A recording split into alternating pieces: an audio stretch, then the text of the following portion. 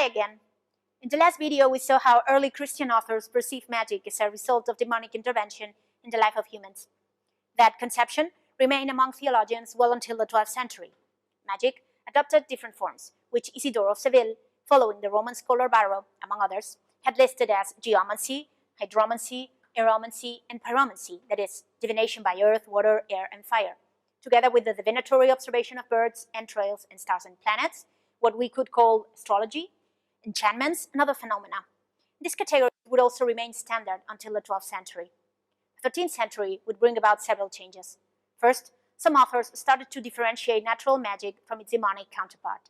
Among them, we find the influential William of Auvergne, who was Bishop of Paris, and the famous Albert the Great, also known as Saint Albert the Great, who happens to be the current patron saint of experimental sciences. The second major change affecting 13th century theologians was the rise of a new kind of knowledge that included scientific astrology and alchemy. One of the following units of this course will be devoted to these disciplines. Suffice it to say here that the new learning claimed to be the heir to ancient philosophy and science, and seemed to be more rigorous and advanced. The rise of universities out of earlier cathedral schools and the importation of Arabic learning, which included the transmission of Aristotelian philosophy and science, deeply affected the intellectual life of Europe in this period.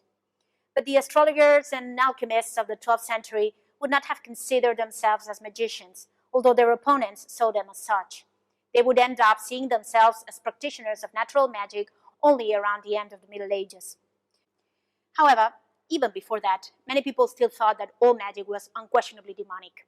And in fact, when they discussed the occult powers of nature, they didn't always use the term magic to refer to them.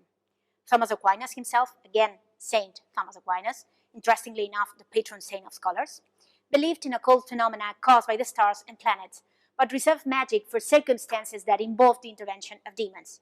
He dealt with these issues in his Summa against the Gentiles. The thing is that, according to him, most kinds of magic had to do with demons in the end. So, even if magicians seemed to read the stars or use herbs, they had to be in contact with some sort of rational being who would aid them in accomplishing all kinds of things by granting them knowledge usually beyond the grasp of any normal human being.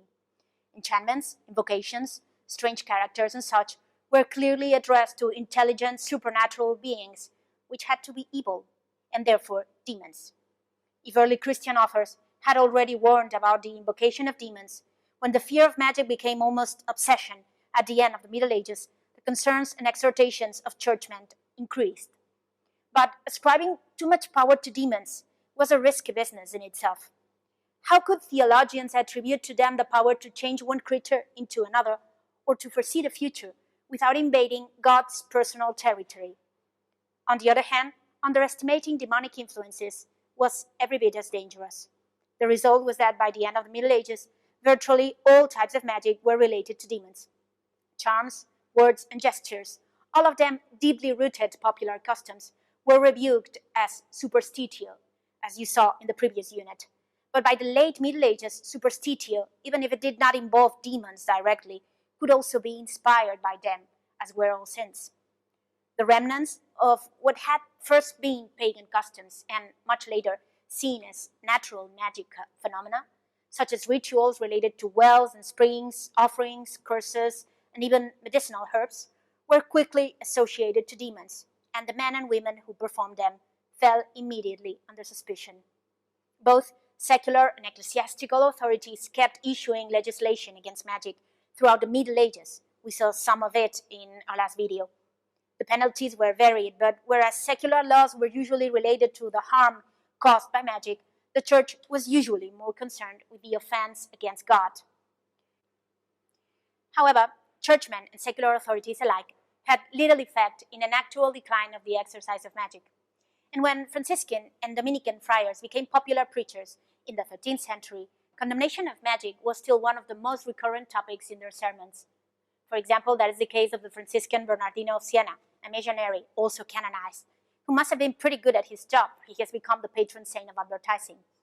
In any case, if the laws against magic were basically the same during the whole medieval period, the 13th century would witness a great development in the most efficient method to persecute and prosecute magic, and medieval inquisitors, whose primary goal was to persecute heretics, would lay the foundations for what was to come.